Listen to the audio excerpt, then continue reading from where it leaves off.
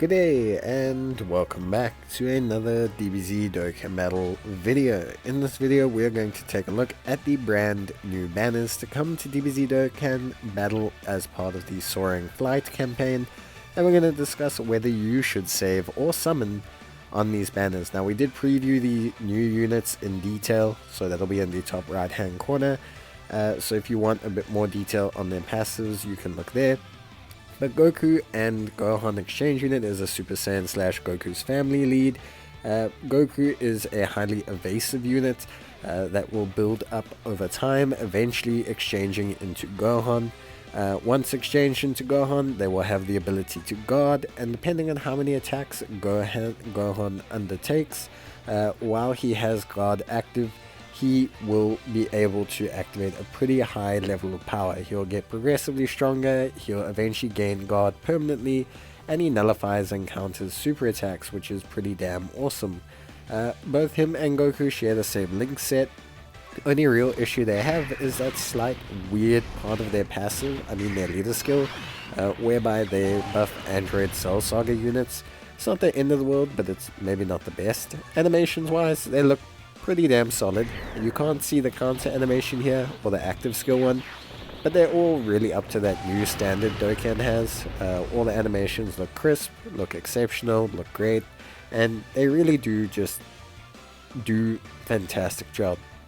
Vegeta's the new summonable general pool banner unit, and he gets progressively stronger the more attacks he fires. You want to build him full additional, and eventually Vegeta will unlock a huge amount of power for himself, becoming attacks effective against all types and becoming much stronger. His animations are also pretty good actually, and he's honestly really looks like a super solid unit. Then on their banner they have LR Cell, the older Android Cell Saga lead, a very strong unit still, who possibly could get an easy A soon, we're hoping, but still a very powerful, very strong unit, gets progressively stronger. There's the Mastered Evolution Vegeta, a huge high offense unit that guarantees criticals and does incredibly high amounts of damage. Mastered Evolution is his leader skill. He does have a weird kind of situation with his defense, but he's still a pretty solid unit overall. Then Paikuhan, who's probably, he's okay. Paikuhan and Boo, both okay units. Videl as well, exceptional unit, just a bit limited. And then Future Gohan, who is alright. The banner does dramatically fall off, I feel. You get you get the featured unit, you get the summonable general pool unit, you get the LR, and then probably that's kind of it. The banner does just fall off a little bit after that, which I do think is a bit of a shame. But yeah, we'll take a look at Cell's banner, which I think is better overall, honestly, if I am speaking plainly. Cell himself is exceptional. He starts in first form. His first and second form are more orientated to fighting multiple enemies. Again, if you need more help you can watch my preview video, but he is much better against multiple enemies, slowly getting better and better against single enemies as he moves up his transformation chain. Overall, he's a good unit that can do a bit of everything, especially in the right situations, but the first two forms are definitely more situational than Goku Gohan, and of course Cell units generally only link well with other Cell units. So Cell obviously just starts off maybe a bit slower, but I think he is still very good. Animations wise, also very solid. I do think Cell's maybe had a little bit less time, but he does have more animations overall, so it's very difficult to say like Cell's are worse, because he actually technically has like 5 or 6 animations comparatively to Goku and Gohan, who only really have 4, so that is something to evaluate.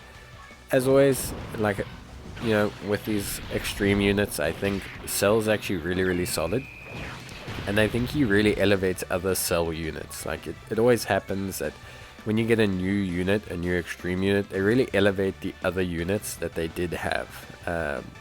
So like he can pair well with the LR Cells, both of them. He'll elevate them by being better himself, allowing them to have just better running partners. Animations look really solid, look really cool. I think it's about time we got a Transforming Cell, so really happy myself that we got him. You can't see his Rage Mode animation, which is a little bit of a shame, nor his transformation animations. But his Rage Mode is also pretty good. Guaranteed criticals makes it pretty powerful, and obviously ignoring damage for a full turn is always pretty dope. So Cell looks really solid. On his banner he has Android 16 and 18, who are a bit of a strange unit. They're kind of like a very versatile super or extreme class support, which makes sense but is kind of weird. But it's cool. I think it's something very interesting with their design, and I'm really interested to see where they go with units like this. I think this is something really cool. It's unusual for Dokkan to do something like this, so for me, really interested to see how they go. Obviously we did cover them in the preview video, but yeah, they basically change their support depending on what the team lineup makeup is within their turn. Their animations, very cool as well. They also seem to be a bit more versatile again, whereas Vegeta was a unit that was very simple to understand. These guys are kind of a bit more strange. They can be either super good or super bad depending on the situation. We get STR Gohan on this banner, an incredible unit for new players. We get the Tech Caulifla and Kale, who turn into Kefla, also a very cool unit, very strong. Janemba, who I think has aged a lot better than people would have thought so, and the only corroded body and mind lead currently, so that's also very good. Gotenks is very good. Tech Gohan, who's also exceptional, and Android 13. So the only real bad unit on this banner, honestly, for me, is Android 13. Like, this banner for me seems way better than Gohan's banner. Just value wise, if you were to summon, I think this banner is just genuinely 100% better than the other banner. Both banners will drop raid coins, which you can use to purchase any of the units that are on the banner. LRs will cost you 500, DFEs will cost you 400.